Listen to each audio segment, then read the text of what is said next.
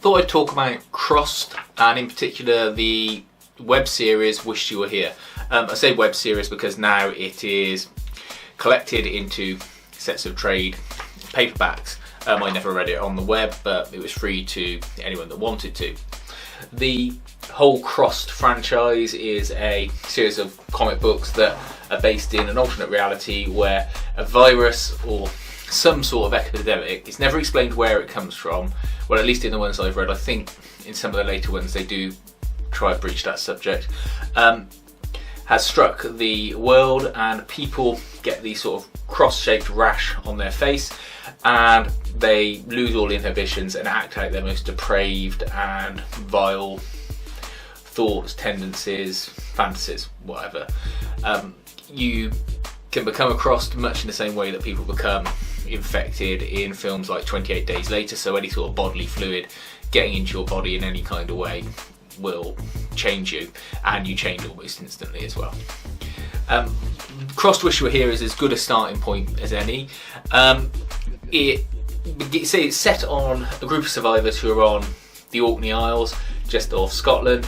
It's the kind of place where you would think would be a practical place to go because you're surrounded by water, you can isolate yourself, and you've got good points of view all around. All that kind of stuff is covered in the book, so it satisfies any sort of questions you might have as to why they're there or how they got there.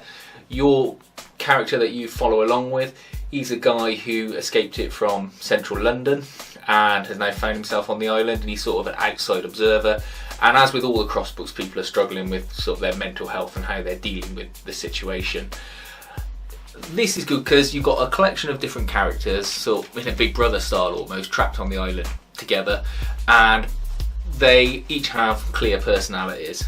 Some of them overlap a little, as you would expect people to do, but there's the main character who's sort of disinterested in it all and just thinks that he's lucky. You've got a few others that I won't spoil but pop up through the story and fit into little plot points.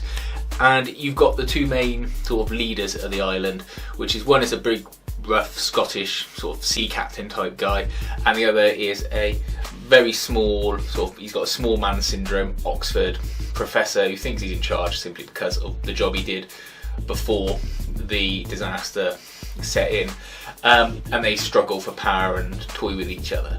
And it's really well done.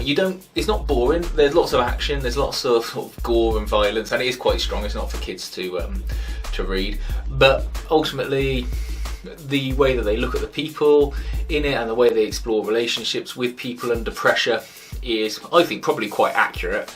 And that's what makes it all the more interesting. It ends with a certain number of people leaving the island to go on to other stories. I think there's at least 2 more trades in the Wished You Were Here series that you can go out and get. I haven't got them yet because I wasn't sure how this one would be, but it's certainly worth checking out if you want something different to Marvel and DC and superheroes, and you want just a more graphic, gory book that's really well published, really good art, and it's consistent art as well, which is something I really like. I hate it when it changes styles every other issue. And yeah, really good storytelling. There is another book, Crossed Plus 100, which is set 100 years later, by Alan Moore, that I'll cover in a different video because that's a totally different quality of story. I'm not going to say whether that's good or bad, but if you've read it, you'll probably get a hint as to why I would cover it separately. If you've read any of these Crossed books, or you know of anything similar that you might want to recommend, that'd be cool. Let me know. Thanks.